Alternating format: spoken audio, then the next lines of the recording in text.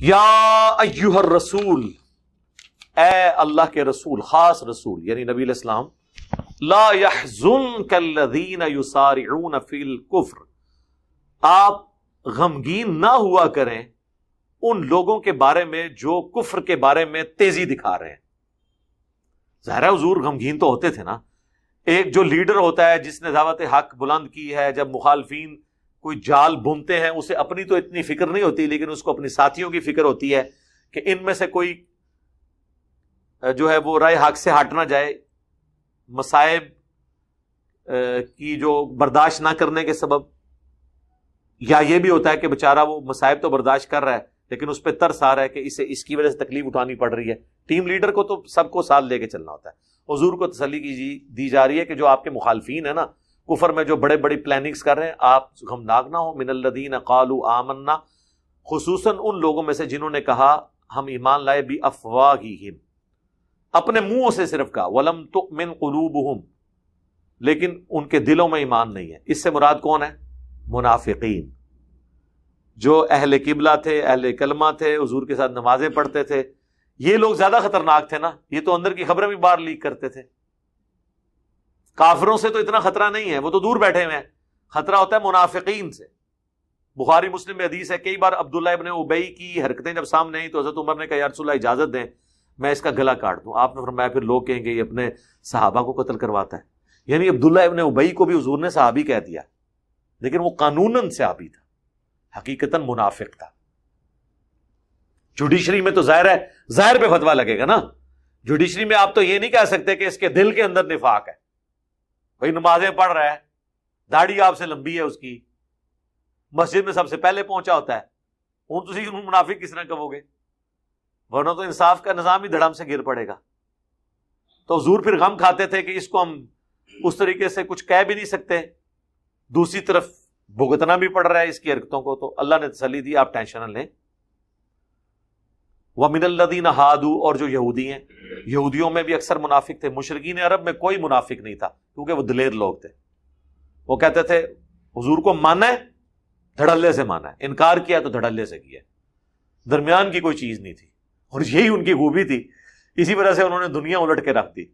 جب کسی کو زبان دیتے تھے پھر وہ مرد کی زبان ہوتی تھی مشرکین عرب کی، وہ قریش مکہ کی۔ یہ سارے منافق تھے اہل مدینہ، یعنی مذہبی لوگ۔ دنیا کی لالچ ان میں زیادہ ہوتی ہے، تو دنیا کے لالچی جو لوگ ہیں وہ دونوں پارٹیوں کو خوش رکھتے ہیں، کیونکہ ان کو ہوتا ہے کہ کل کو ادھر نقصان ہوا تو ادھر بھاگ جائیں گے، درمیان میں لٹکے رہتے ہیں۔ سورہ النساء میں منافقین کے بارے میں کتنی آیات کور کی ہیں، منافقت کی ڈیفینیشن، اس پہ لادہ سے کلپ بھی میرا اپلوڈ ہوا تھا اسی میں سے۔ تو یہودیوں میں زیادہ تھے، کیونکہ یہودی تو خود اوس اور خزرج کو دھمکیاں لگاتے تھے جب آخری پیغمبر آئیں گے ہم ان پہ ایمان لائیں گے۔ اوس اور خزرج پہلے مسلمان ہو گئے، اب یہ بھی منہ رکھنے کے لیے نبی علیہ السلام کو اوپر سے مان لیا، اندر سے منافق تھے۔ جیلسی تھی کہ بنو اسماعیل میں پیغمبر کیوں آیا، سامنے اس لیے نہیں آتے تھے، ڈرپوک تھے۔ اب جب یہ صورتحال ہو تو ٹیم لیڈر کو تو پھر ہر وقت غم کھائے جاتا ہے نا۔ جب آپ کے بندوں میں ہی ایسے لوگ گھسے ہوئے ہوں تو ایک ٹینشن تو ہوتی ہے۔ سماعون للکذب، جاسوسی کرتے ہیں جھوٹ بولنے کے لیے، یہ بھی ترجمہ ہو سکتا ہے۔ اور جھوٹے قسم کے یہ جاسوس ہیں، ادھر سے باتیں سنتے ہیں، کوئی آدھی باتیں ادھر سے ملائیں، کچھ خود سے ملا دیں۔ سماعون لقوم آخرین، سنتے ہیں جاسوسی کرنے کے لیے دوسری قوم کی، اور یہی انہوں نے کیا غزوہ خندق میں، سارا انہوں نے ہی لا کے لوگوں کو چڑھایا تھا نا مسلمانوں کے اوپر۔ لم یاتوک، جو نہیں آئی آپ کے پاس، یعنی وہ قوم جو خود تو ابھی آپ کے پاس نہیں آئے ہیں، یہ یہاں بیٹھے بھی ان کو واٹس ایپ میسیجز کر رہے ہیں، ہاں آپ کی آڈیو ریکارڈنگز کر کے ان کو بتا رہے ہیں، یعنی آج کے دور میں بات۔ یحرفون الکلمہ من بعد مواضعہ، اور یہ بدل دیتے ہیں اللہ کی باتوں کو صحیح موقع سے۔ یہ تو میں نے آپ کو بتایا نا، ان کی عادت تھی، وہ جس طرح ہم پنجابی میں کہتے ہیں نا پانڈ، جگت باز قسم کے لوگ۔ انہوں نے اپنے پیغمبروں کے ساتھ بھی یہی کہا کیا، پیغمبروں کے ذریعے ان کو کہا گیا آپ نے کہنا ہے سمعنا و اطعنا، انہوں نے کہا سمعنا و عصینا، ہم نے سنا اور نافرمانی کی۔ کہا گیا کہ تم نے یروشلم میں داخل ہونا ہے عاجزی کے ساتھ، اس قلعے کی دیوار سے جھکتے ہوئے اللہ کو سجدہ کرتے ہوئے، اور کہنا ہے حطۃ، اے اللہ ہماری غلطیوں کو معاف کر۔ یہ جھکتے ہوئے کہتے تھے حنطۃ، اے اللہ ہمیں گندم چاہیے۔ ہر چیز کا مذاق، اور یہی کچھ نبی اسلام کے ساتھ بھی کرتے تھے۔ صحابہ کرام حضور کی باتیں جب سنتے تھے تو کہتے تھے سمعنا و اطعنا یا رسول اللہ، اے اللہ کے رسول ہم نے آپ کی بات سنی، اطاعت اختیار کی۔ اب یہ تو یہ نہیں کہہ سکتے تھے، اپنا غصہ بھی نکال، ٹولیوں میں بیٹھے ہوتے تھے، سمعنا و عصینا، سنا اور آپ کی نافرمانی کی۔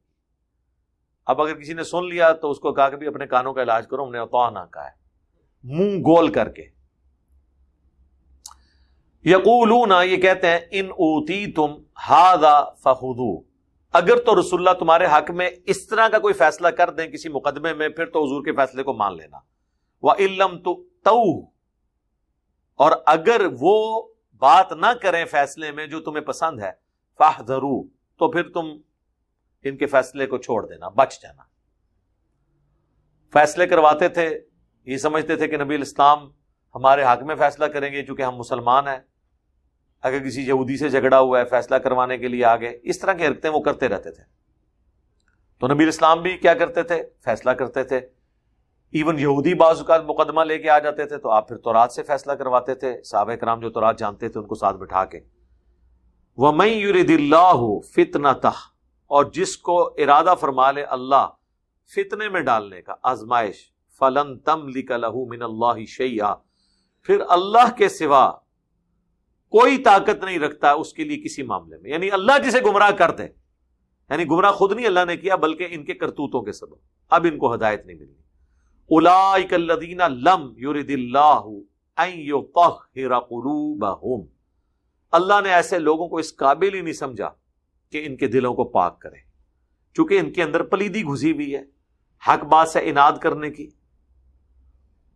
لہم فی الدنیا خزی، ان کے لیے دنیا میں ہے رسوائی، وَلَهُمْ فِي الْآخِرَةِ عَذَابٌ عَظِيمٌ، اور آخرت میں ان کے لیے عذاب عظیم ہے۔ وَلَهُمْ فِي الْآخِرَةِ عَذَابٌ عَظِيمٌ، بہت بڑا عذاب ہے۔ اسی کو حضور نے ایک دعا میں جمع کیا ہے جو المستدرک للحاکم میں بھی ہے، مسند امام احمد میں بھی۔ اللہم احسن عاقبتنا فی الامور کلہا، اے اللہ میرے تمام کاموں کا انجام بہتر کر دے۔ اللہم احسن عاقبتنا فی الامور کلہا واجرنا من خزی الدنیا وعذاب الآخرہ، اور مجھے دنیا کی رسوائی اور آخرت کے عذاب سے بچا لے۔ یہاں پہ بھی ہے دنیا کی رسوائی اور آخرت کا عذاب، آمین۔